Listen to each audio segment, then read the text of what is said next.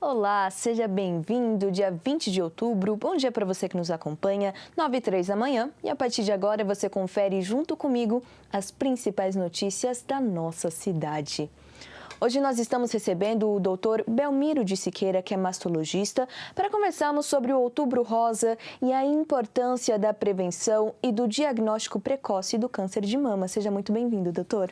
Muito obrigado pelo convite, é um prazer aqui estar sempre disponível para trocar um pouquinho de informações para uma causa tão importante, né? Doutora, a gente começa entendendo um pouquinho dessa doença, né? O que caracteriza biologicamente o câncer de mama? Bom, na verdade, todos os cânceres, eles funcionam de uma maneira parecida.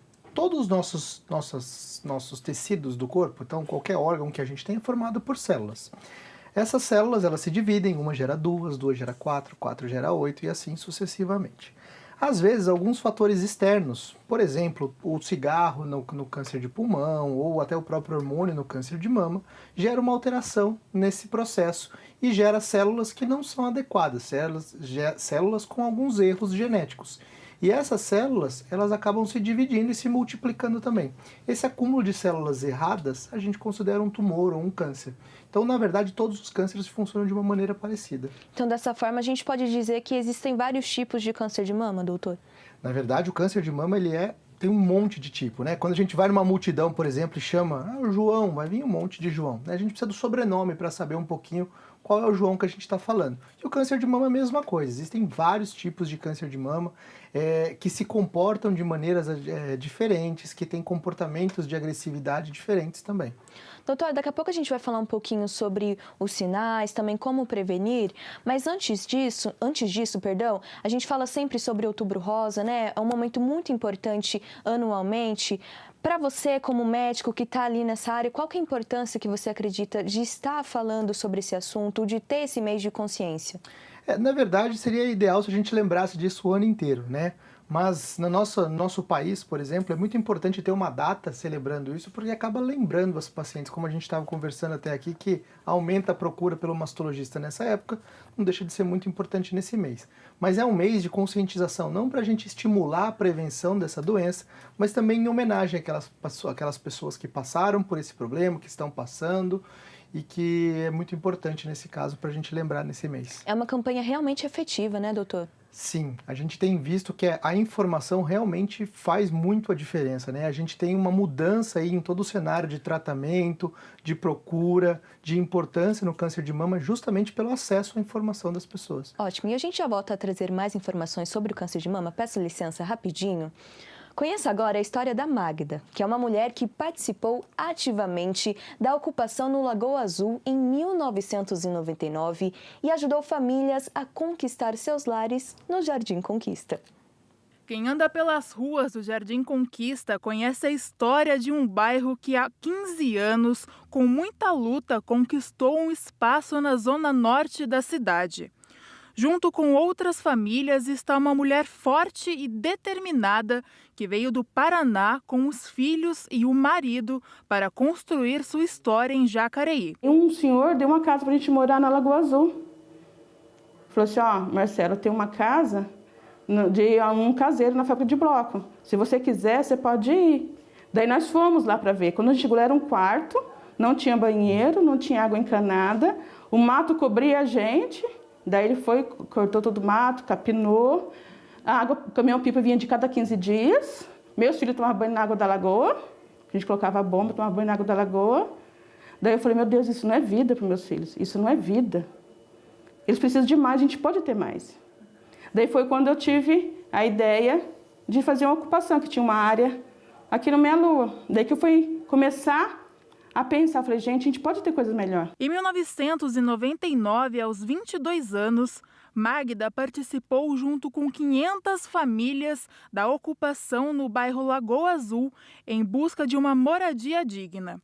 A batalha foi longa, dias de incerteza, com condições precárias para quem resistia no local. A gente ficou lá 8 anos. 8 anos morando no barraco. Daí que a gente conquistou. A gente começou a brigar, lutar, fazendo passeata. E não foi fácil a nossa vida lá. Muitas pessoas falavam pra gente assim, quando a gente ia procurar emprego, falavam pra gente assim, qual é o seu endereço? nós não tínhamos endereço. Eu tinha que dar o endereço da minha cunhada, porque se a gente falasse que a gente morava numa favela, jamais a gente teria emprego. Porque eles falam que morar em favela só tem bandido. Durante os 8 anos em que viveu na ocupação, Magda não desistiu do seu propósito e da luta nem por um instante. A gente começou a organizar reuniões na prefeitura, né? Porque eles queriam uma área lá no Jardim Santa Marina. E a maioria dos moradores que moravam aqui, eles trabalhavam no Carrefour. Né? Era o único trabalho que eles tinham. Como a gente ia deslocar essas famílias para o Jardim Santa Marina, para eles estar indo? Eles iam perder o emprego, porque a empresa não ia dar 2 vale-transporte. Então a gente falou assim, não, a gente quer, mas quer que seja no bairro, seja nossa região, nosso local, nosso lugar. O bairro Jardim Conquista, batizado pela mulher que lutou bravamente ao lado de tantas outras em busca de dignidade para os filhos, hoje abriga famílias com endereços completos. Eu falo que foi a união, a persistência e nunca ter desistido. Isso fez com que a gente hoje somos o que a gente tem hoje. Porque se a gente tivesse desistido, tivesse cansado, a gente não teria o que a gente tem hoje. É isso, eu falo que a gente é uma família, uma comunidade. Então, assim, um sofre, todo mundo sofre. E se um está bem, todo mundo está feliz. É isso que a gente, do Conquista, a gente precisa, a gente tem. A história da Magda segue sendo escrita com força e determinação para oferecer oportunidade às pessoas em busca de seus direitos. Como assistente social hoje eu consigo ajudar muitas pessoas aqui. Muitas pessoas que vêm me procurar para poder estar orientando, poder estar encaminhando. Então hoje consigo, ainda continuo ajudando, proporcionando que o direito seja executado de algumas famílias aqui, principalmente contra a violência doméstica, que aqui tem muito. Uma mulher de resistência, com perseverança pela mudança e pela conquista de uma vida melhor. Renascida assim, graças a essa ocupação do sem-teto em 99. A Magda de hoje somente existe por não desistir de lutar e sonhar. Lutar sempre, desistir jamais e nunca se cale. Nós nunca podemos nos calar e nunca perdemos a fé. E lutar sempre. Porque se a gente não lutar, a gente não conquista nada. E não deixe que os outros pensem que você tem dizer onde você está. Você vai onde você quiser. A mulher tem que estar onde ela quer. Exatamente onde eu estou. Parabéns, Magda, pela história inspiradora. E a gente volta a conversar com o Dr. Belmiro de Siqueira, que é mastologista. Estamos conversando sobre o Outubro Rosa, sobre a questão da prevenção do câncer de mama. Lembrando que você de casa pode estar participando da nossa conversa, mandando seu comentário ou dúvida. É só entrar em nossas redes sociais, onde nós estamos ao vivo, no Facebook e também no YouTube. É só pesquisar TV Câmara Jacareí. Doutor, é óbvio que todo mundo precisa estar em dia a dia, né? Ali fazendo acompanhamento médico, mas é importante também entender alguns fatores de risco, né? Para ficar mais atento. Sobre o câncer de mama, existem fatores de risco? Sim, o principal fator de risco é ser mulher, né? Então, o grande causador, o grande vilão do câncer de mama é o próprio hormônio da mulher. Então, toda mulher está sujeita ao câncer de mama, tá? Então, o principal fator de risco é ser mulher. Segundo, é um câncer que acomete mulheres mais velhas, principalmente. Não que não aconteça antes, mas é principalmente nas mulheres mais velhas. Então a idade, ela também é um fator de risco. Mas de uma maneira geral, quanto maior tempo de exposição a esse hormônio, maior o risco para câncer de mama. Então a primeira menstruação muito cedo, última menstruação muito tarde, certo? Não ter tido filhos, ter tido o primeiro filho depois dos 35 anos, todos esses são fatores de risco. Além dos fatores hereditários, né? A gente tem que lembrar que se na família a gente tem muitos casos de câncer de mama, casos de câncer de mama em idades muito jovens, também são fatores de risco para o câncer de mama. Entendendo esses fatores, doutor, quais são as principais formas de prevenção do câncer de mama? Então, o câncer de mama ele é um pouquinho diferente. Como eu falei para você, o vilão do câncer de mama é o próprio hormônio da mulher. Então, toda mulher está sujeita. Então, não existe uma maneira de se evitar o câncer de mama. A gente fala, inclusive, que se toda mulher vivesse 120 anos, toda mulher ia ter câncer de mama. Então, quando a gente fala na saúde, a gente tem 3 tipos básicos de prevenção. A prevenção primária é quando a gente faz alguma coisa para evitar uma doença. Prevenção secundária é quando a gente faz alguma coisa para diagnosticar essa doença precocemente. E prevenção terciária é quando a gente quer que evite uma complicação ou que essa doença volte. A prevenção primária no câncer de mama ela não é tão efetiva. Ela é importante nos padrões de Mudar o estilo de vida, uma alimentação saudável, pode reduzir um pouco a chance desse câncer.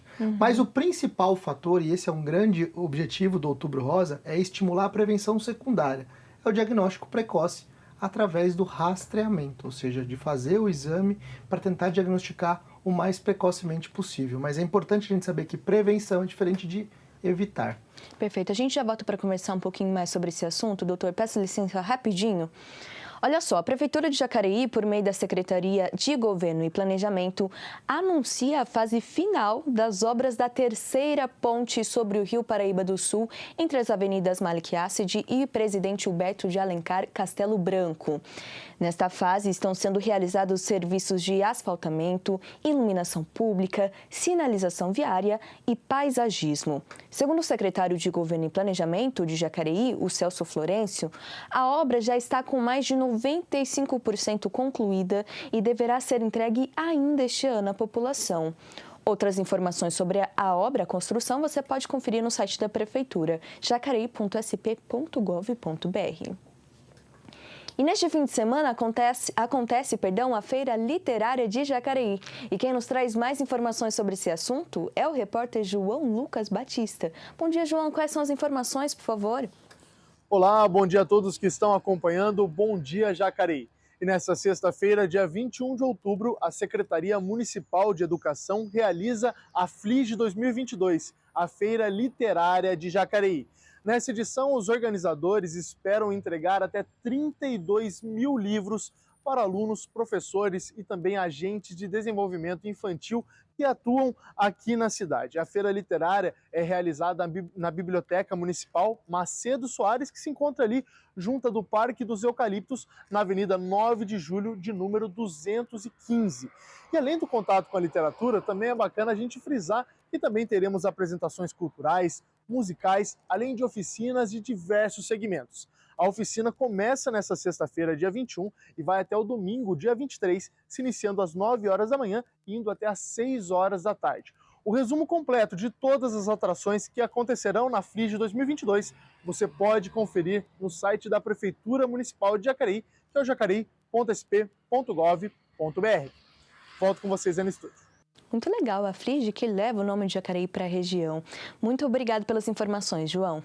E a gente volta a conversar com o Dr. Belmiro de Siqueira, que é mastologista. Estamos conversando sobre o Outubro Rosa. Lembrando que você de casa pode estar participando da nossa conversa, mandando seu comentário ou dúvida por meio das nossas redes sociais, onde nós estamos ao vivo.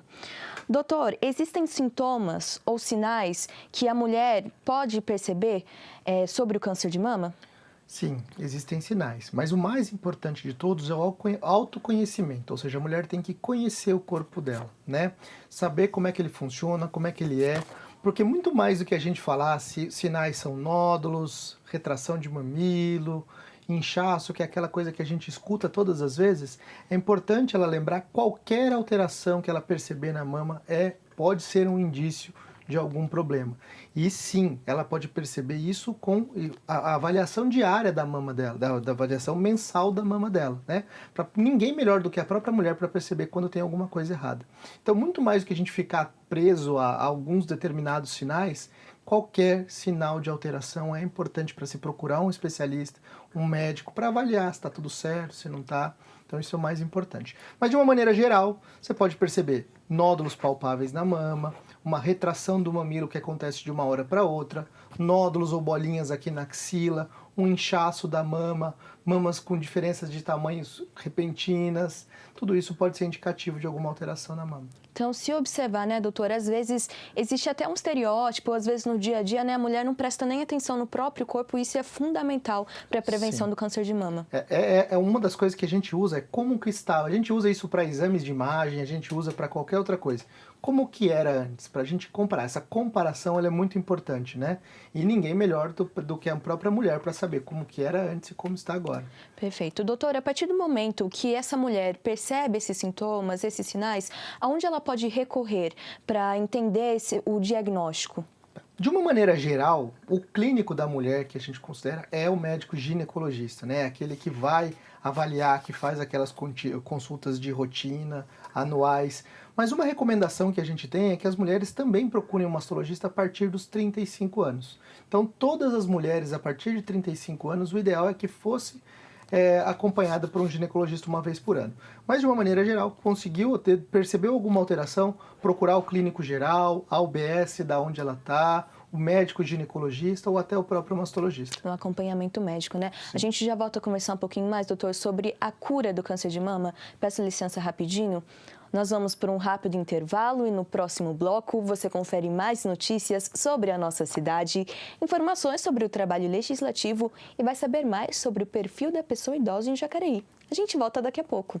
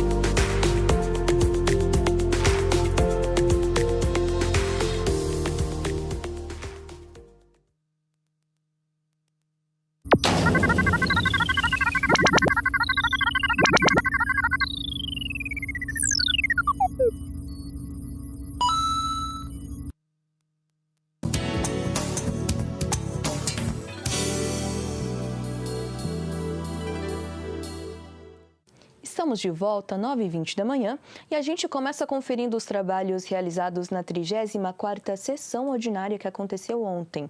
Durante a sessão solene em homenagem aos professores, uma das homenageadas com diploma foi a Ana Cristina Monteiro. Em seu discurso, ela falou sobre a importância da educação em sua vida. Acompanhe.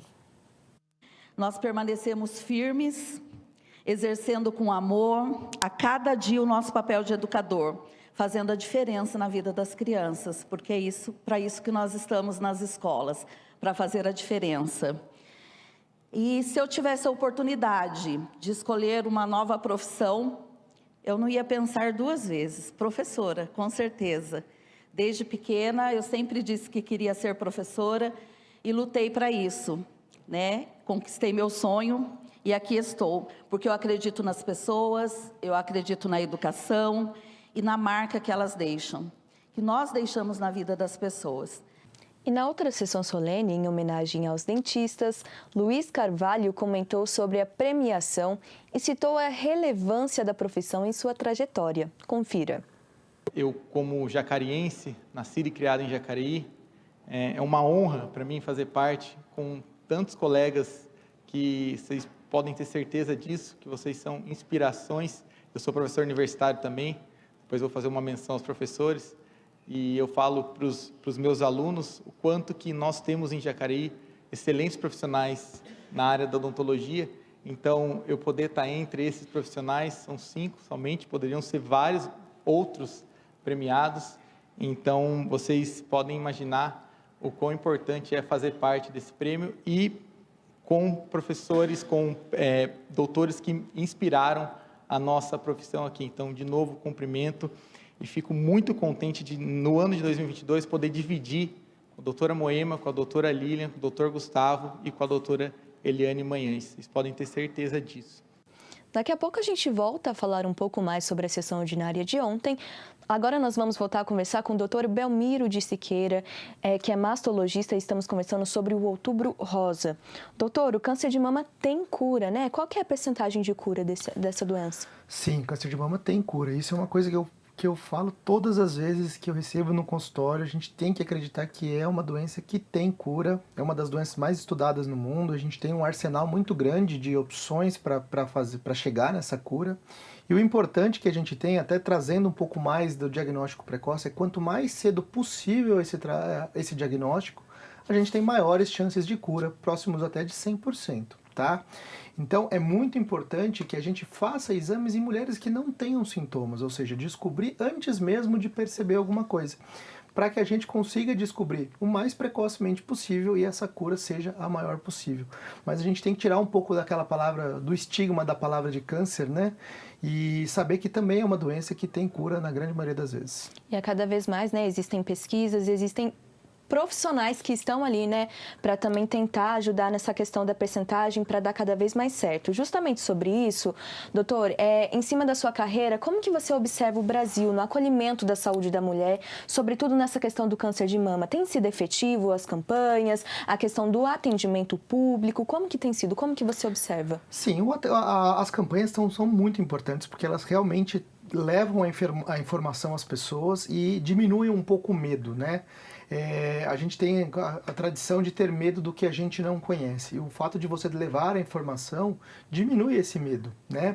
E o que a gente tem visto, eu trabalhei no hospital público, o que a gente tem é que no país ainda, se você pensar como uma maneira geral, a gente ainda tem a maioria dos diagnósticos em estágio avançado.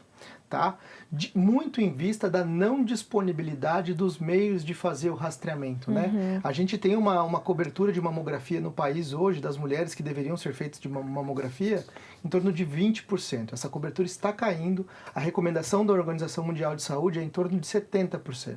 Então a gente está muito aquém do que realmente precisa, principalmente pela má distribuição. Não é que faltam aparelhos de mamografia, mas pela má distribuição. Né? Então a gente tem praticamente todos os mamógrafos no nosso país na região sudeste. Então tem mulheres que precisam andar 300, 400 quilômetros para chegar em um mamógrafo. Só para fazer o exame. Então isso é uma coisa que a gente ainda tem. Os serviços terceirizados que a gente tem de mastologia são muito bons, muito efetivos, os serviços públicos. O que falta, às vezes, é uma estruturação na estrutura do serviço público que, às vezes, sobrecarrega um serviço terciário com casos que talvez não precisassem ser enviados e acaba tirando a vaga de outras pessoas. Então, a demora para chegar nesse serviço, a gente vê aqui no Hospital São Francisco, por exemplo, a demora para o acesso a esse serviço, ele ainda é uma coisa que a gente precisava melhorar, uma estruturação aí de como direcionar as pacientes que realmente precisam desse serviço. A gente está aqui na Casa Legislativa, né? E é sempre muito importante falar também sobre a importância política, sobre a importância do investimento público nessa área da saúde, né, doutor? Eu acho que a capacitação é um investimento porque assim, isso é um problema estrutural do nosso SUS, né? A gente precisa de uma capacitação no serviço primário, aquele de atendimento ao paciente de primeira, né? Então, aquela mulher que tem um carocinho e procura o serviço de saúde, como que faz? Vou fazer a mamografia, vou encaminhar para o especialista? Essa paciente eu preciso levar para o mastologista? Essa paciente eu posso fazer para um médico geral aqui? Porque isso é muito importante para não sobrecarregar o serviço terciário. A gente via que a gente trabalhava lá, mesmo a gente aqui fora, às vezes tem paciente que chega para a gente no consultório que não tem, a gente encaminha para o SUS, eu não consigo fazer essa ponte. Então a gente vê essa demora para chegar lá. Perfeito. Né? A gente sempre fala sobre isso, sobre essa questão do SUS, do acesso, é muito importante. E aqui eu também vou salientar, você falou, né, sobre a importância dessa prevenção, dessa campanha não ser só em outubro, né, doutor? Mas é importante falar que, por exemplo, agora nesse mês de outubro, mulheres entre 25 e 64 anos poderão realizar aqui em Jacareí e agendar exames preventivos de câncer de colo de útero, que é o Papa Nicolau, em todas as unidades de saúde, dependendo da disponibilidade da agenda. Além disso, para as mulheres acima de 40 anos, também será possível solicitar o exame de mamografia. E também, lembrando que aconteceu o dia D, que foi no dia 15 de outubro, que também realizou exames preventivos contra o câncer. Então, também é importante falar sobre não ser só em outubro, né? Que essa efetividade seja durante o ano inteiro, né, doutor? Na verdade, justamente mudou um pouco o paradigma do comportamento da saúde no país, justamente por incentivar os exames de rastreamento, como está vendo aí, né? Que é muito mais barato a gente fazer o rastreamento, por exemplo, do que tratar a doença. Então, a gente inverter a atenção para muito mais na prevenção, né? Então, isso é uma coisa muito importante. Ótimo, a gente já volta para o recado final, doutor. Peço licença rapidinho. E voltamos a falar sobre a 34ª sessão ordinária. O plenário da Câmara Municipal aprovou o projeto de lei do prefeito Isaías Santana, que atualiza o Código Tributário do município, no que diz respeito ao território de recolhimento do imposto sobre serviços de qualquer natureza em Jacareí. O projeto adequa que o imposto deverá ser recolhido para o município onde está o cliente, que é o tomador do serviço, e não mais na cidade-sede do prestador de serviço. Outros 2 projetos foram apreciados na ordem do dia e você pode conferir tudo isso no nosso site da Câmara. É só acessar jacareí.sp.leg.br. Em mês de outubro também é comemorado o Dia Internacional do Idoso e a terceira idade celebra cada vez mais. Com a expectativa de um envelhecimento saudável, os idosos de hoje em dia possuem mais autonomia e produtividade. Maria Aparecida Lima tem 70 anos. É mãe de 3 filhos e casada há 52 anos. O segredo para tanta energia? Vontade de viver. Eu não posso ficar parada, me faz mal. Tanto para mim como para ele. A gente tem que sair, a gente tem que estar caminhando, a gente está sempre no meio com família. Brincamos com o neto, jogamos bola, brincamos de queimada, de pega-pega no fundo do quintal. Soninha até às 8 da manhã e a partir daí a rotina começa. Alongamento, afazeres de casa, igreja, passeio no bairro, família e muita leitura. Eu gosto de romance, livro de autoajuda. Minha Bíblia também, que eu leio ela todo dia de manhã. Então, isso me fortalece e me ajuda bastante. Não é todo mundo que tem a idade de Dona Maria que tem essa disposição. Para muita gente, envelhecer ainda é sinônimo de medo e sedentarismo. Mas, essa ideia já está ficando para trás. O perfil do idoso contemporâneo tem a ver com autonomia e qualidade de vida. O que vem mudando muito, Isabela, é a conscientização, né, de que todos envelhecem, né, e que esse processo de envelhecimento está associado a uma prevenção, né? Se você não faz o trabalho preventivo, isso vem melhorando bastante, e isso compromete a nossa expectativa de vida e a qualidade de vida. Segundo o estudo do IBGE de 2019, a expectativa de vida ao nascer no Brasil nesse ano era de, em média, 76,6 anos. Pós-pandemia, esse número caiu para, em média, 75,7. E especialistas afirmam, para chegar ativo nessa idade, é necessário cuidar da saúde física, mental e espiritual. Então, manter-se ativo, né? Essa é a palavra-chave. Gosto muito de uma frase de Einstein, né? Para a gente manter-se andando, para a gente manter-se ativo, andando numa bicicleta, a gente precisa estar pedalando, né? Se a gente para de pedalar, a gente vai cair, isso então vai comprometer, né, a nossa saúde, né? Então, é bem isso. E sempre com objetivos, né? Você não pode deixar de ter objetivo, ter metas. Rosângela tem 55 anos e trabalha na área do envelhecimento saudável. Ela comenta sobre o novo perfil do idoso. Antigamente, como eu via a minha mãe, sentadinha no sofá, quietinha, sem voz ativa para algumas coisas, né? Uma velhinha, exatamente uma velhinha, aos 60 anos. Hoje, um idoso de 60 anos, ele está estudando, ele está produzindo, ele está trabalhando, ele sabe dos direitos dele, ele está sendo motivado a viver essa nova fase de uma forma diferenciada. A partir do século XIX, ainda se via esse idoso dessa maneira que eu falei agora há pouco. Mas com essa vida que foi se tomando um novo rumo, se envelhecendo melhor, porque também houve, né, mais acesso à saúde, mais acesso às políticas públicas de saúde social. Então, há-se uma obrigação de quê? De se repensar de como vai ser essa finitude, uma finitude com qualidade. Falando em políticas públicas, Jacareí possui programas voltados ao público da terceira idade, como o 60+, o Conselho Municipal do Idoso, além do atendimento na Secretaria de Assistência Social. No total, são mais de 40 mil idosos na cidade, o equivalente a 16% da população. Dona Maria e seu Heitor fazem parte desse dado e desviam no dia a dia do estereótipo do idoso passivo. Maria, por exemplo, mesmo depois de uma cirurgia importante, está com o corpo e a mente no lugar. E ela dá dica: para envelhecer bem, basta plantar o bem. Procurando fazer coisas boas, coisa que traga para você paz no coração, né? Amor. Né? Ouvindo palavras assim boas, fortalece, e você vai só assim, como é que eu vou falar para você? Melhorando cada dia mais. Um abraço aí a Dona Maria, que recebeu toda a nossa equipe em sua casa com muita energia. E a gente volta a conversar com o Dr. Belmiro de Siqueira, que é mastologista. Estamos conversando sobre o Outubro Rosa. Doutor, qual que é a reflexão que fica para esse mês de outubro? Na verdade, a importância é que tem muita gente que quando a gente ouve, fala de quem procura, acha, por isso que eu não vou, né?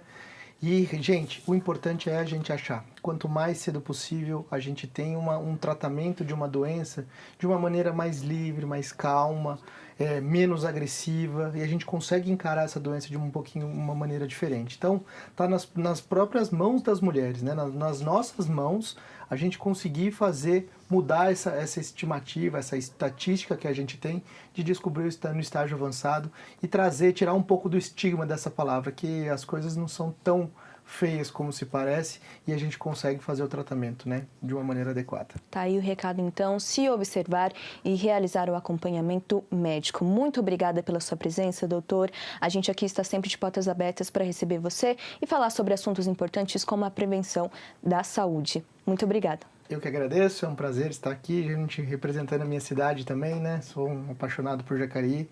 Também estou sempre à disposição, que precisar, que a gente está para contribuir para a mudança desse cenário. Muito obrigada, doutora. A gente fica por aqui. Ao meio-dia você confere a reprise desta edição do Bom Dia e pode acompanhar todas as nossas reportagens produzidas por nossa equipe por meio das nossas redes sociais. É só acessar o nosso Facebook e YouTube e agora o Instagram, @TV Câmara Jacareí. Se cuide e até mais. Boa quinta-feira.